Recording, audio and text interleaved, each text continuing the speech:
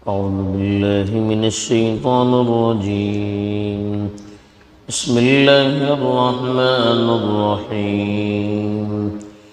يا أيها الذين آمنوا اتقوا الله حق تقاته ولا تموتن إلا وأنتم مسلمون. الحمد لله رب العالمين والعاقبة للمتقين والصلاة والسلام على سيد المرسلين خاتم النبيين محمد وعلى آله وصحبه أجمعين. أما بعد. پیچھے جو آیتیں تلاوت کی گئی تھی اس میں اہل ایمان کو خطاب کر کے کہا گیا تھا کہ اہل کتاب کی جماعت آپ کو اپنے دین سے دور کرنے کے لیے کوشاں ہے، تو آپ کو ان کے جھانسے میں نہیں آنا چاہیے. اور پھر بتایا گیا کہ قرآن مجید کے ہوتے ہوئے، رسول اللہ صلی اللہ علیہ وسلم کی تعلیمات کے ہوتے ہوئے ایک مومن کیسے اپنے دین سے پھر سکتا ہے، ایک مومن کو کیسے اپنے دین سے پھیرا جا سکتا ہے. اور کہا تھا کہ جو اللہ کی شریعت کو تھامے رہے گا اور راہ راست پر رہے گا. اب پھر ایمان والوں کو خطاب کر کے اللہ تعالیٰ کچھ باتیں کہہ رہے ہیں. پہلی بات جو اس آیت میں کہی گئی کہ یا ایھا الذین آمنوا، اے ایمان والو، اتقوا اللہ حق تقاتہ، اللہ کی نافرمانی سے بچتے رہیے جیسا کہ اس سے بچنے کا حق ہے. پہلی بات جو بتائی اس میں ایمان والوں کو کہ اتقا کے معنی بچنا، اللہ کی نافرمانی سے ایمان والوں کو بچنا. کتنا بچنا ہے؟ جتنا کہ اس کے بچنے کا حق ہے. اس کا مطلب کیا ہے کہ آدمی اپنی زندگی میں جتنا اس کے بس میں اتنا اللہ کی نافرمانی سے بچنا چاہیے. دوسری جگہ قرآن مجید میں ارشاد فرمایا کہ فاتقوا اللہ ما استطعتم، اللہ کی نافرمانی سے بچتے رہیے جتنا تم سے ہو سکتا. اللہ کے رسول صلی اللہ علیہ وسلم بھی بیعت جب لیتے تھے تو اس میں بھی یہی کہتے تھے کہ اللہ کی نافرمانی سے بچتے رہنا جتنا تم سے ہو سکے. تو اللہ کی نافرمانی کا مطلب کیا ہے؟ شریعت کے خلاف زندگی گزارنا. اللہ کے حقوق ہیں اس میں بھی شریعت کے خلاف کسی طرح کی کوئی بات نہ ہونے پائے.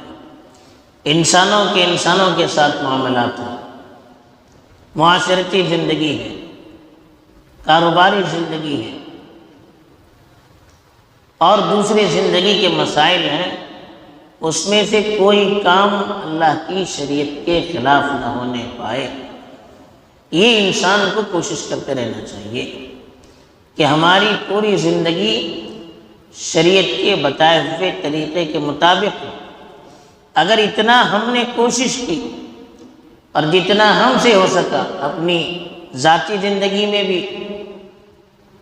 اور اپنی معاشرتی زندگی میں بھی، اللہ سے اپنے تعلقات کے سلسلے میں بھی اور بندوں سے اپنے تعلقات کے سلسلے میں بھی جتنا ہو سکے اللہ کی نافرمانی سے ہم بچنے کی کوشش کریں گے، شریعت کے دائرے کے مطابق رہتے ہوئے زندگی گزارنے کی ہم کوشش کریں گے.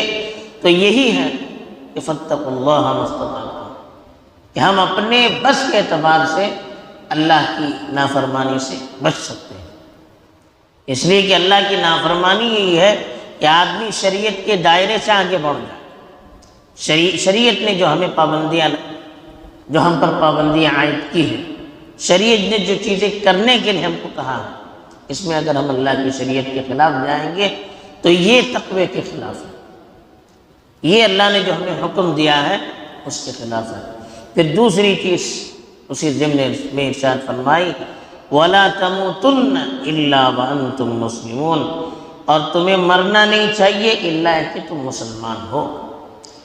یعنی ایمان والوں کو یہ ترغیب دی جا رہی ہے کہ آپ ایمان کی حالت میں دنیا سے چلے جائیں، اس کے لیے کوشش کرنا، اس لیے کہ کس حالت میں مرنا ہے یہ تو ہمارے اختیار نہیں ہے، کب مرنا ہے یہ بھی ہمارے اختیار میں نہیں ہے، لیکن اچھی حالت میں موت آئے، ایمان کی حالت میں موت آئے تو اس کے لیے ہمیں ایمان کے سائے میں زندگی بسر کرنا ہے، ایمان کے اعمال کے ساتھ دنیا میں اپنی زندگی گزارنا۔ یہ تو ہم کوشش کر سکتے ہیں کہ ہمارا ہر عمل ایمان کے سائے میں، ہر کام دین کے سائے میں، ہر وقت دین کے مزاج کے مطابق ہم زندگی گزاریں گے، کوشش ہم کر سکتے ہیں۔ ہم اپنے بس میں جتنا ہے اتنی ہم کوشش کریں گے تو باقی چیزیں اللہ کی طرف سے حاصل ہو جائیں گی۔ تو یہ ہم سے کہا جا رہا ہے کہ وَلَا تَمُوتُنَّ إِلَّا وَأَنْتُمْ مُسْلِمُونَ، تمہیں مرنا ہے تو صرف اور صرف اسلام پر مرنا ہے، اللہ کی اطاعت اور فرما برداری میں، اللہ کی شریعت کے سامنے سر جھکا کر ہمیں مرنا ہے۔ تو اس کے لیے کیا کرنا ہے کہ ہم زندگی بھر اپنے آپ کو اچھے کاموں میں لگائے رکھیں گے، تو امید ہے کہ جب موت آئے گی تو اسلام کی حالت میں، ایمان کی حالت میں، اور اللہ کو جو کام پسند ہے اس حالت میں موت آئے گی۔ تو یہی پیغام ہے اس آیت کا کہ ہم جب تک دنیا میں زندہ رہیں اللہ کی نافرمانی سے بچتے رہیں اور اچھے کاموں میں ہم اپنے آپ کو لگائے رہیں تو انشاءاللہ اللہ تعالیٰ موت بھی دیں گے اور حالات اچھے رہیں گے۔ اللہ تعالیٰ مجھے بھی توفیق دے اور آپ کو بھی توفیق دے۔ آمین۔ وآخر دعوانا الحمدللہ رب العالمین۔ سبحان